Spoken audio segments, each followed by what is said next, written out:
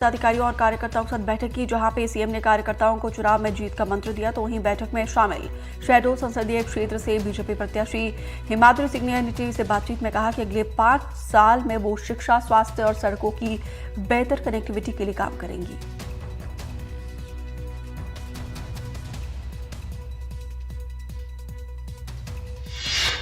मध्य प्रदेश के मुख्यमंत्री डॉक्टर मोहन यादव ने नकुल नाथ के बयान पर प्रतिक्रिया दी। उन्होंने कहा कि बीजेपी में कांग्रेस पार्टी से बड़ी संख्या में लोग आकर सुकून महसूस करते हैं। राजनीतिक दृष्टि से काम करने के लिए एक सकारात्मक तरीके से कार्य करने की प्रणाली सभी को आकर्षित करती है, लेकिन नकुल नाथ का कमलेश शाह पर दिया गया बयान उचित नहीं।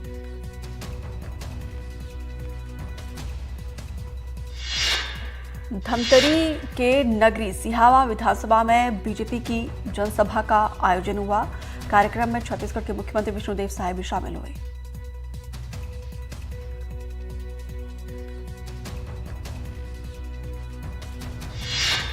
मध्य प्रदेश के अध्यक्ष वी डी शर्मा ग्वालियर के दौरे पर पहुंचे। इस दौरान वी डी शर्मा ने दिग्विजय सिंह की पदयात्रा पर तंज कसते हुए कहा कि दिग्विजय सिंह चाहे पदयात्रा करे, दौड़ लगा ले, कांग्रेस हर बूथ पर चुनाव हारेगी।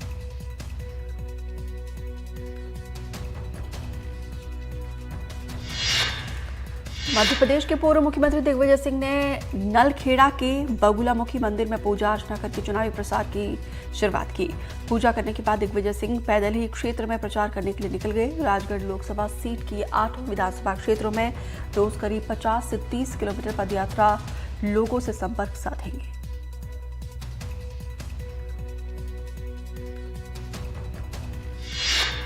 छत्तीसगढ़ कांग्रेस चीफ दीपक बैज ने एनडीटीवी से कहा कि कांग्रेस पूरी मजबूती के साथ चुनावी मैदान में ताल ठोक रही है। बैज ने पार्टी छोड़ने वालों के लिए कहा कि कांग्रेस का सच्चा सिपाही कांग्रेस के साथ खड़ा है। खरगोन में कांग्रेस कार्यकर्ता सम्मेलन का आयोजन। खरगोन बड़वानी से कांग्रेस के उम्मीदवार पोरलाल खरते ने एनडीटीवी से बातचीत में कहा कि बेरोजगारी, शिक्षा और स्वास्थ्य हमारे मुद्दे रहेंगे।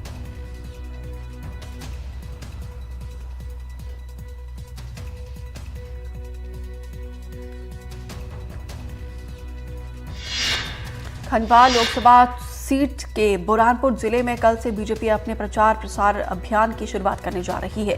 1 अप्रैल को गुर्जर भवन में कार्यकर्ताओं का होली मिलन समारोह और विशाल कार्यकर्ता सम्मेलन का आयोजन किया जाएगा।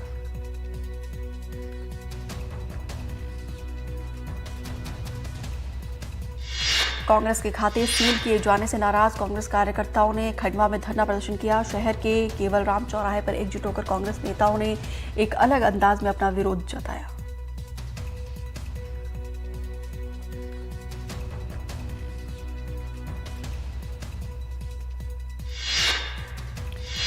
कांग्रेस के खाते फ्रीज होने के बाद भोपाल में कांग्रेस पार्टी ने मोर्चा खोला। इस दौरान कांग्रेस कार्यकर्ताओं ने 1 वोट और 1 नोट की अपील की। भोपाल से लोकसभा प्रत्याशी अरुण श्रीवास्तव ने उनके लिए पेशे सचिव जीतू पटवारी ने लोगों से वोट की अपील की और साथ ही साथ 1 नोट के साथ वोट की भी अपील की।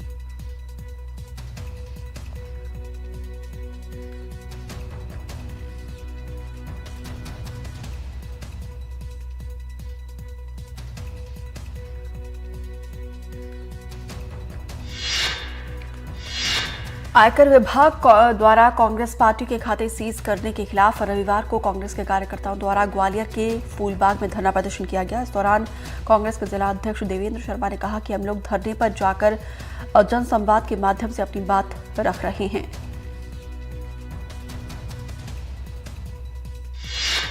बीजेपी की घोषणा पत्र समिति का ऐलान हो गया। इसमें मध्य प्रदेश के 2 लोगों को शामिल किया गया। मध्य प्रदेश के मुख्यमंत्री डॉक्टर मोहन यादव और पूर्व मुख्यमंत्री शिवराज सिंह चौहान का नाम शामिल है।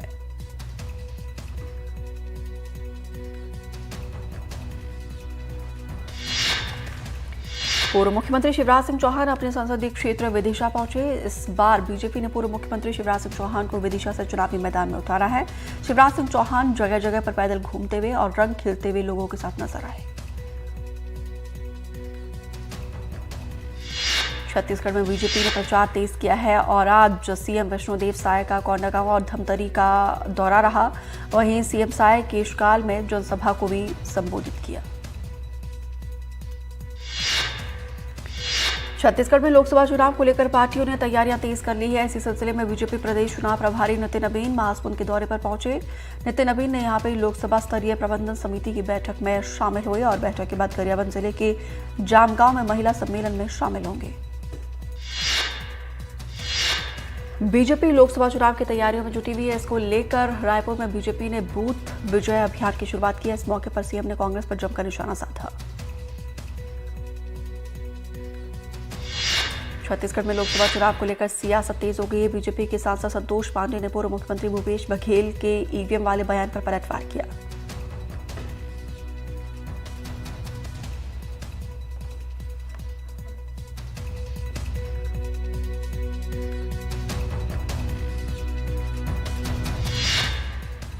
राजनांदगांव लोकसभा क्षेत्र से कांग्रेस प्रत्याशी और पूर्व मुख्यमंत्री भूपेश बघेल ने अर्जुनी में आयोजित कार्यकर्ता सम्मेलन में कहा कि कांग्रेस एक प्रमुख विपक्षी दल है, उस पर 1800 करोड़ से ज्यादा का फाइन लगा है। आईटी ने बीजेपी पर कोई फाइन क्यों नहीं लगाया? अगर फाइन बीजेपी पर लगा दे तो 6000 करोड़ का फाइन लगेगा।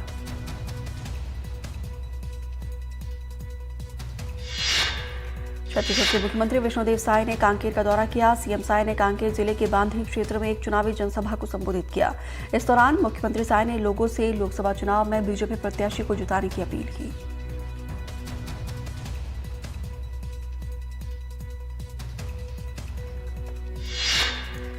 छत्तीसगढ़ बीजेपी के लोकसभा प्रभारी और बिहार सरकार में मंत्री नितिन नबीन ने पूर्व मुख्यमंत्री भूपेश बघेल पर निशाना साधा। नितिन नबीन ने कहा कि भूपेश बघेल ने 5 सालों तक सीएम हाउस में रहकर सरकार चलाई है, कार्यकर्ताओं नेताओं को हाशिए पर रखा।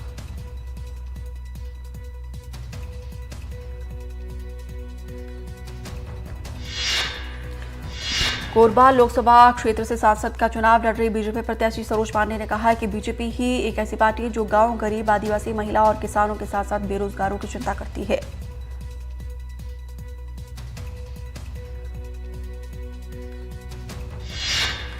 बीजेपी से लोकसभा उम्मीदवार गणेश सिंह ने नामांकन दाखिल किया है। गणेश सिंह सतना से मौजूदा लोकसभा सांसद है। गणेश सिंह ने जिला निर्वाचन कार्यालय पहुंचकर अपने समर्थकों के साथ नामांकन फॉर्म जमा किया।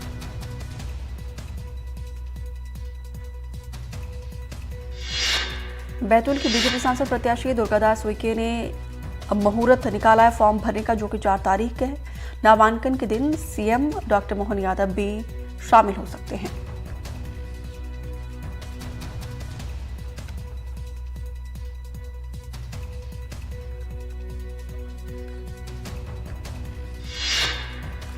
लोकसभा चुनाव 2024 में छिंदवाड़ा संसदीय सीट से अब 15 प्रत्याशी मैदान में। नामांकन प्रक्रिया में 23 प्रत्याशियों ने नामांकन दाखिल किया है।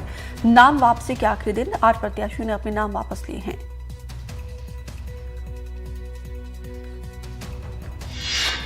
लोकसभा क्षेत्र सीधी के चुनाव के लिए नामांकन वापसी का दिन शनिवार को 3 अभ्यर्थियों ने अपने नामांकन वापस लिए हैं, जिसमें राकेश पटेल, ज्ञानी जायसवाल, रामअवतार विश्वकर्मा शामिल हैं। कांग्रेस से रायपुर लोकसभा सीट से प्रत्याशी विकास उपाध्याय ने बीजेपी पर बड़ा आरोप लगाया। विकास उपाध्याय ने कहा कि बीजेपी घर घर जाकर कलह करवा रही है। बढ़ती महंगाई की वजह से घर घर में कलह हो रही है।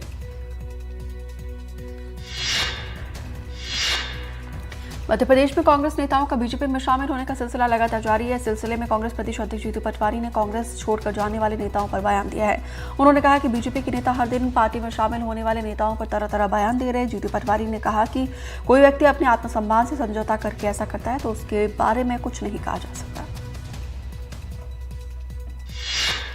मध्य प्रदेश में समाजवादी पार्टी ने अपने एक उम्मीदवार के नाम का ऐलान किया है। मध्य प्रदेश के खजुराहो सीट पर कांग्रेस ने सपा को सीट दिया, जिस पर समाजवादी पार्टी ने डॉक्टर मनोज यादव को चुनावी मैदान में उतारा है। महासमुंद में बीजेपी युवा मोर्चा के कार्यकर्ताओं ने बस्तर के पिथौरा में एक दिन के सम्मेलन का आयोजन किया, जिसमें सांसद चुन्नीलाल साहू और विधायक संपत अग्रवाल के साथ साथ बीजेपी प्रत्याशी रूप कुमारी ने संबोधित किया।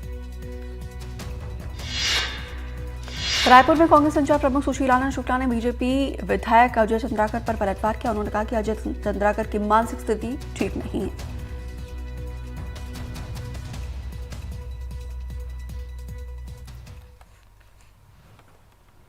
और यहां पर रुक रहे एक ब्रेक के लिए। बार फिर से लोकसभा चुनावी मैदान में हैं। राजगढ़ लोकसभा सीट से वो पहले 2 बार सांसद रह चुके हैं। तीसरी बार फिर वो करीब 30 सालों के बाद इस सीट से चुनाव लड़ रहे हैं। इसी क्रम में पूर्व मुख्यमंत्री दिग्विजय सिंह ने नलखेड़ा के बगुलामुखी मंदिर में पूजा अर्चना करके चुनाव प्रचार की शुरुआत की है। और पूजा करने के बाद दिग्विजय सिंह पैदल ही क्षेत्र में प्रचार करने के लिए निकल गए। राजगढ़ लोकसभा सीट की 8 विधानसभा क्षेत्रों में रोज करीब 25 से 30 किलोमीटर पदयात्रा करके लोगों से संपर्क साधेंगे। दिग्विजय सिंह ने पदयात्रा के दौरान एनडीटीवी संवाददाता जफर मुल्तानी से बातचीत की है। मध्य प्रदेश के पूर्व मुख्यमंत्री दिग्विजय सिंह एक बार फिर लगभग 30 सालों के बाद राजगढ़ लोकसभा क्षेत्र से चुनाव मैदान में हैं। 1984 और 1991 में ये सांसद रहे और अब लोकसभा की एक बार फिर यात्रा करना चाह रहे हैं, लेकिन वो भी पद यात्रा के माध्यम से।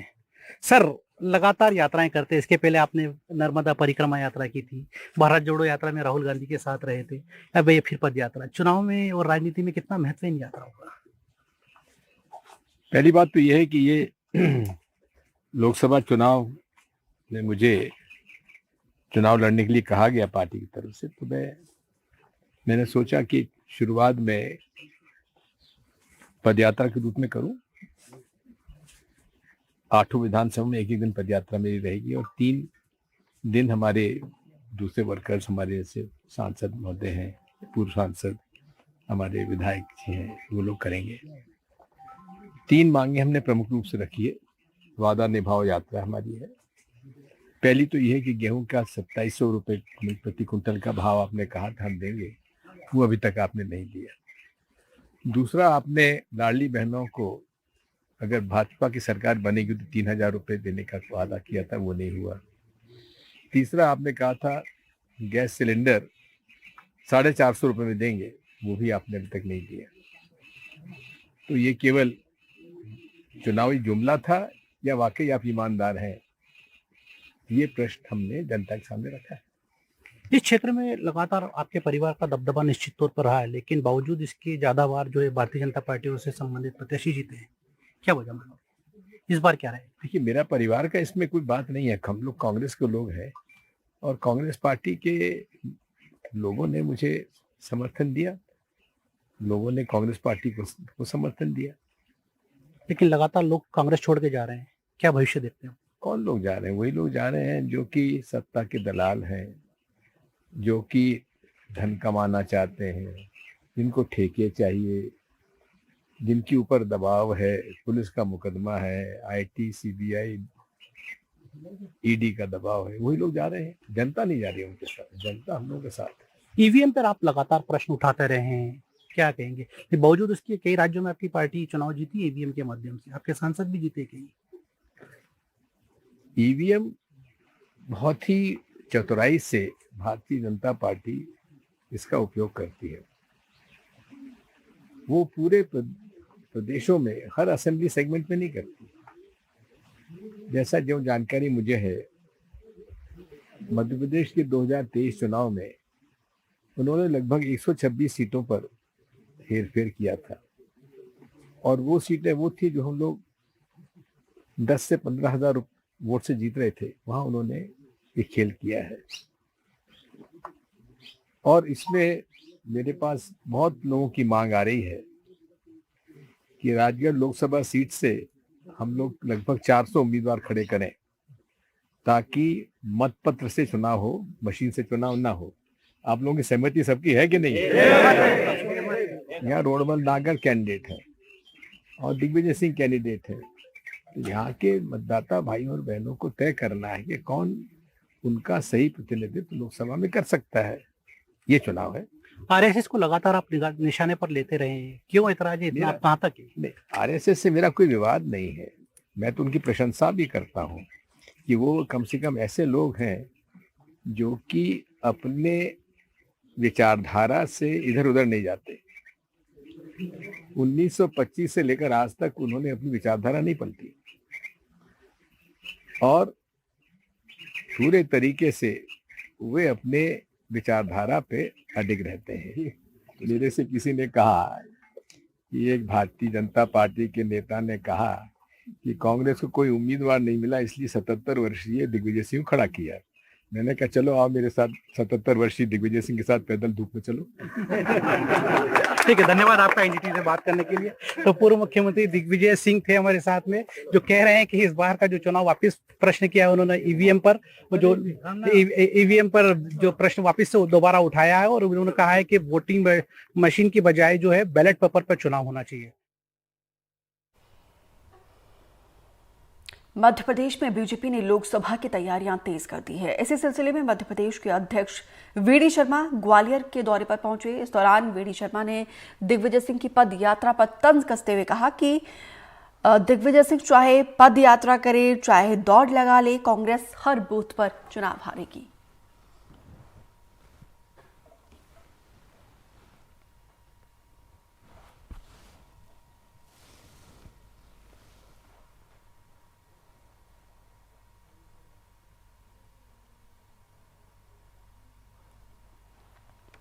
ये तस्वीरें हम आपको दिखा रहे हैं। ग्वालियर पहुंचने पर प्रदेश अध्यक्ष वीडी शर्मा का यहां पे भव्य स्वागत किया गया, और यहां पर देखिए ग्वालियर में चुनाव के मद्देनजर ये दौरा अपने आप में बेहद खास वीडी शर्मा का।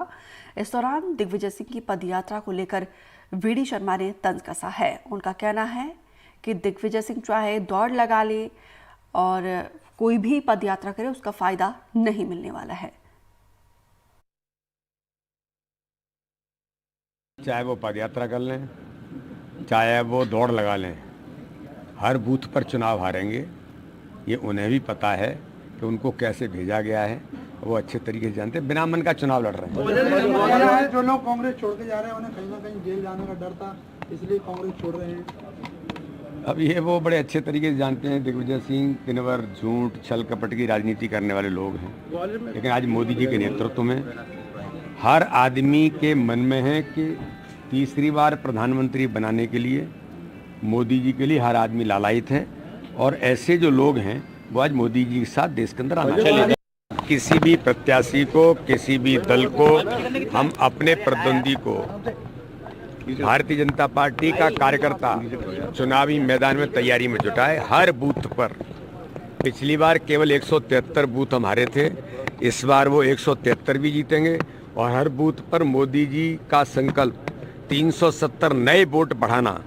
6 अप्रैल को नई ज्वाइनिंग है हर बूथ पर पूरे मध्य प्रदेश के अंदर। इसलिए इस बार खजुराहो लोकसभा में भारतीय जनता पार्टी के कार्यकर्ताओं की अथक मेहनत और परिश्रम और जनता के आशीर्वाद से इतिहास बनेगा। मुख्यमंत्री डॉक्टर मोहन यादव ने आज उमरिया में पार्टी पदाधिकारियों और कार्यकर्ताओं के साथ बैठक की, जहां पे उन्होंने सभी को चुनाव में जीत का मंत्र दिया। बैठक में पहुंचे शहडोल संसदीय क्षेत्र की बीजेपी प्रत्याशी हिमाद्री सिंह ने एनडीटीवी से चर्चा करते हुए कहा कि क्षेत्र को लेकर अपनी प्राथमिकताएं भी गिनाई। हमारे साथ हैं शहडोल लोकसभा क्षेत्र के भाजपा प्रत्याशी हिमाद्री सिंह जी। आइए हम जानना चाहते हैं ये लोकसभा का चुनाव किन मुद्दों को लेकर लड़ेंगे, क्या रणनीति उनकी? देखिए, भारतीय जनता पार्टी के हमारे केंद्र के शीर्ष नेतृत्व और हमारे प्रदेश के शीर्ष नेतृत्व ने पुनः मुझ पर भरोसा और विश्वास जता करके मुझे पुनः इस संसदीय क्षेत्र का लोकसभा का प्रत्याशी उन्होंने बनाया है। तो निश्चित रूप से मैं अपने पार्टी के सभी नेताओं का और हमारे क्षेत्र के सभी कार्यकर्ताओं का, मतदाताओं का मैं बहुत बहुत आभार व्यक्त करती हूँ। और निश्चित रूप से गए पिछले 5 वर्षों में क्षेत्र में एक बहुत ही सकारात्मक माहौल रहा, और बहुत ही मैं समझती हूँ कि गए वर्षों में जो भी हमें जो कोविड का जो एक समय था उसको छोड़ करके जो भी समय हमें मिला, हमने निश्चित रूप से क्षेत्र के कार्यक्रम जो भी विकास कार्य हुए उसके लिए मैं निरंतर प्रयासरत रही, और मैं निरंतर इसके लिए मैं आगे भी काम करती रहूँगी।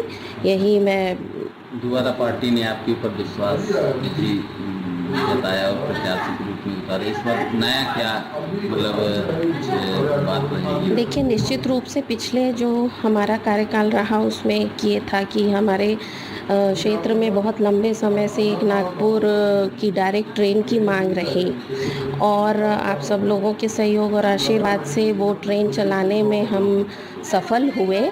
और हमारे जो संभागीय मुख्यालय है उसमें भी हम लोगों ने अभी पासपोर्ट कार्यालय का शुभारंभ किया। बहुत से हमारे नेशनल हाईवेज़ भी हमने यहाँ पे स्वीकृत कराए। बहुत से रोड कनेक्टिविटी पर भी हम लोगों ने पुरजोर ध्यान दिया। स्वास्थ्य शिक्षा के क्षेत्र में भी हमने बहुत बेहतर काम करने का हमने प्रयास किया है और आगे भी स्वास्थ्य और शिक्षा को लेके और हम बेहतर क्या कर सकें इसके लिए हम निरंतर प्रयास करेंगे।